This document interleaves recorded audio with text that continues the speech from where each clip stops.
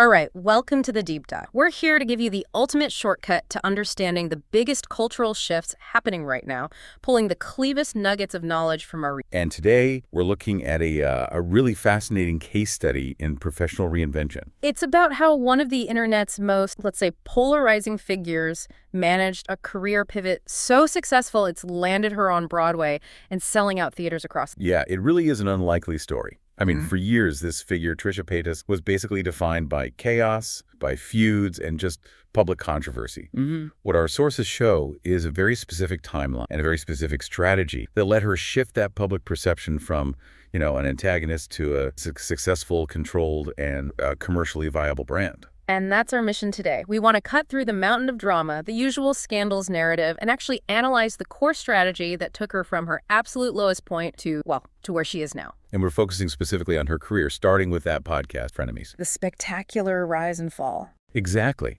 And if we look across all the data points, the sources really suggest this whole transformation rests on two surprisingly clear pillars. Okay. First, a genuine, consistent, and sort of demonstrated sense of self-awareness and maturity that, frankly, the public just hadn't seen from her. And the second? The second was she needed a major external catalyst, specifically the Colleen Ballinger scandal, which just fundamentally shifted public sympathy and made her the victim instead of the villain for one. Okay, let's unpack that. We have to start at the bottom. The Frenemies podcast. She teams up with Ethan Klein, and, the sources describe this pairing as just completely doomed art. Oh, totally. Yeah. You had these two huge personalities with so much public baggage, just putting it all on each other, all their history, their trauma, their feuds. And yet, for that brief period, the sources all call it perfection, lightning in a bottle. It was must-see internet TV. And it worked because the fundamental dynamic was built on, and this is a quote, trauma bonding over hating people. The content was so unpredictable because they'd fight with everyone. One week it was James Charles, the next it was Joey Graceffa. And you were always wondering if they just end up fighting each other.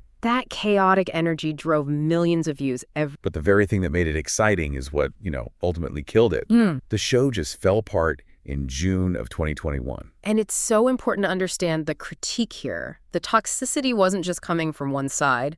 The sources are very clear that the drama was bilateral. That's right. If you look at the dynamic, she was absolutely capable of being toxic. She'd bring up really uncomfortable personal drama about Ethan's family, which she shouldn't have done. But Ethan was allegedly just as toxic. He was accused of constantly triggering her on camera, apparently believing her emotional outbursts made for more entertaining content. So more views. Exactly. It became this vicious cycle of them just triggering each other, and it spilled out of the studio into their real lives. And when it finally imploded, the big fights were over family boundaries, creative control. She was really frustrated the show was only on the H3 platform, and of course the famous 5% money split. For anyone who might not have followed the details, can you just quickly explain why that tiny percentage became such a huge flashpoint? Absolutely. The dispute wasn't just about the show's profit, which was immense. It was about equity and respect. Okay. That 5% was the cut she was supposedly getting. But her argument was, look, I'm providing half the content. She felt she deserved way more than that. She saw 5% as insulting and demanded a 50-50 co-ownership split. And that led to this whole intractable argument about whether she was a co-owner or just a very, very highly paid guest star. Precisely. And when the dust settled from that, the public reaction was just brutal. This was the biggest hit to her reputation ever, correct? It was devastating. The internet was so invested, and they overwhelmingly sided with Ethan Klein. His platform, H3, was at its cultural peak, and they effectively capitalized on the hate mob that was directed at her. Yeah. And it wasn't just bad press. It was a full-blown crisis for her. Oh, yeah. In the aftermath, her own content, her vlogs, her ASMR videos, her main channel, it was all getting stagnant, often really low viewership. Wait, so are you saying the gossip channels, the drama channels making videos about her were getting more views than her actual videos? That's it exactly. And that is the clearest sign of a career in total freefall. When the channels dissecting your drama get more views than your own vlogs, you've completely lost control of your narrative. She was at rock bottom. Total rock bottom. The consensus online was that she was done, finished. Okay, so she hits absolute rock bottom. But that leads us right into this crucial second stage, from late 2021 through 2020. The sources call this the slow, quiet. This is where the strategy of silence starts. Yes, and it was a long, gradual period. It was so crucial because she seemed to realize her old model, just constant feuding, was completely unsustainable. She intentionally slowed that drama machine way down. She stepped away from calling people out. And focused on demonstrating genuine accountability and self-awareness. Okay, but what did that actually look like in her content? It's one thing for a creator to say, I'm self-aware in an apology, but this sounds like a sustained behavioral shift. It was all about consistency over time. Yeah. She'd make these specific videos where she'd address what other creators were doing, but instead of jumping in on the pile-on, she would actively distance herself. Can you give an example? Yeah, like there might be a controversy with someone like Charlie or Dixie D'Amelio, and she'd openly say, I disagree with calling these people out. I just want to focus on myself and my own life. A huge shift. It's a small change, but her audience noticed. She was refusing to participate in the very drama that made her famous. She was demonstrating maturity instead of just talking about it. But even with that silence, the public wasn't fully convinced yet. So what was the next big, unexpected, positive turn the source? That was the intersection of her personal life and her career.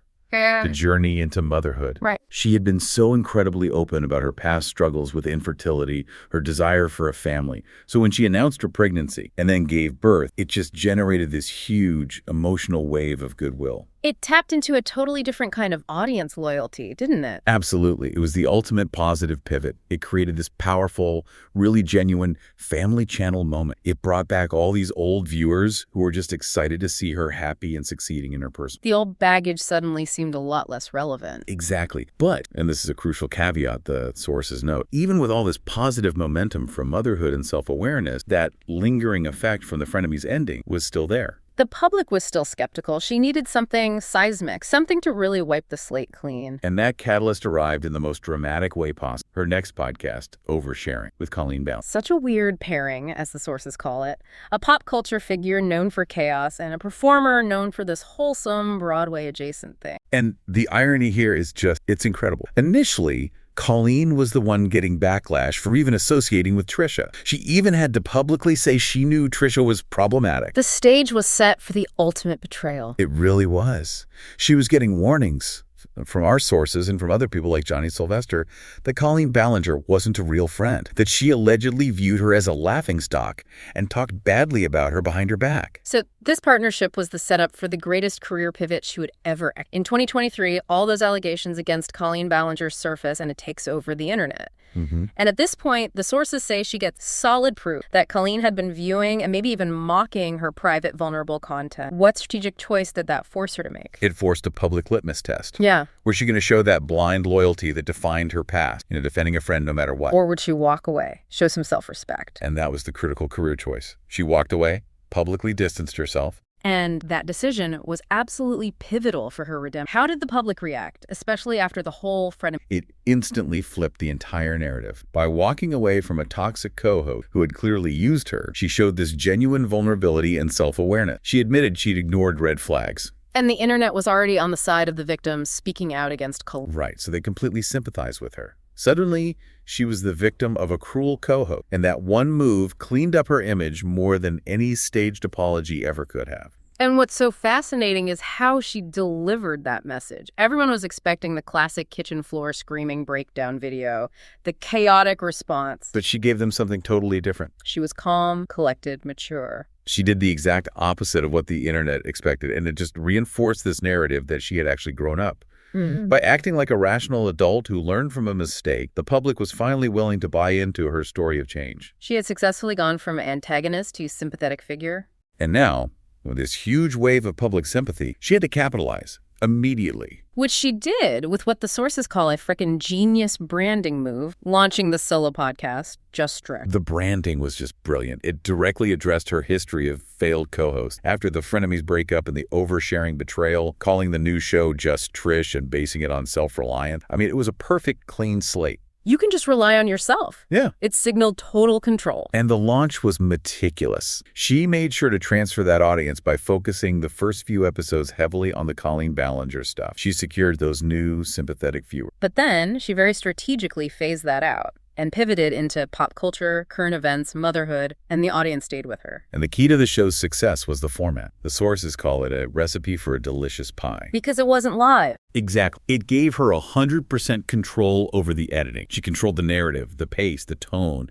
People went back and looked at the chaos of Frenemies and realized how different and relaxed and funny she was when she had complete creative control. This is where it gets really interesting because the podcast's success translated so quickly into concrete, professional, mainstream mainstream achievement. She completely changed how she talked about her own past. Yes, she stopped apologizing for her past mistakes and instead started referencing them as proof of learning, as proof of growth. That is such a crucial move. It takes the weapon away from her critics. Right. If she's the one bringing it up and integrating it into her new identity, you can't really use it as an attack anymore. It just becomes part of her journey. And the industry noticed this. The sources point to a major professional. Massive. By 2024, she signs with CAA Creative Artists Agency. For anyone who doesn't know, CAA is one of the biggest talent agencies in the world. That's the moment she goes from internet personality legitimate. It is. High-level representation like CAA give you instant credibility way beyond the typical YouTuber sphere. And then she had to prove that commercial credibility by launching the eras of Trish. What does selling out a tour tell the entertainment industry? It tells them she has a highly engaged, monetizable audience. She sold out 30 cities. I mean, she was filling venues 10 times the size she could have a few years ago. It proves she has a parasocial, dedicated audience. An audience that isn't just watching free videos. They're willing to spend money,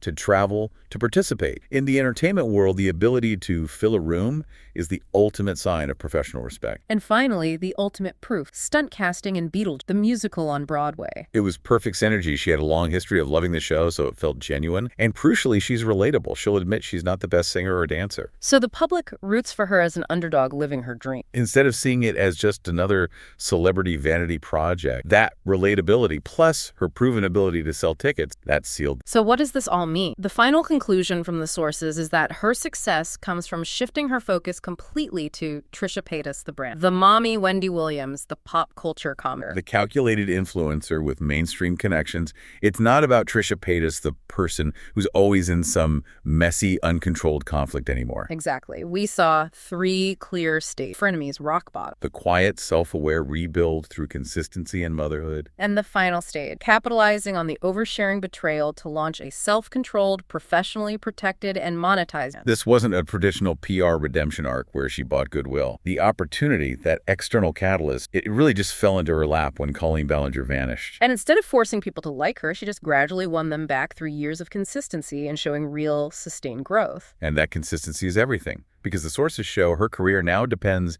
entirely on her ability to fill a room, control her narrative, and make people spend money. Which leads to a really interesting final thought. It does. Considering her mastery of this blueprint, cultivating sympathy, pivoting to a 100% controlled brand, proving commercial power, it makes you think. What current mainstream figure who has suffered a dramatic public downfall do you think could successfully replicate this model? To achieve that same level of monetization and professional respect? Something for you to mull over.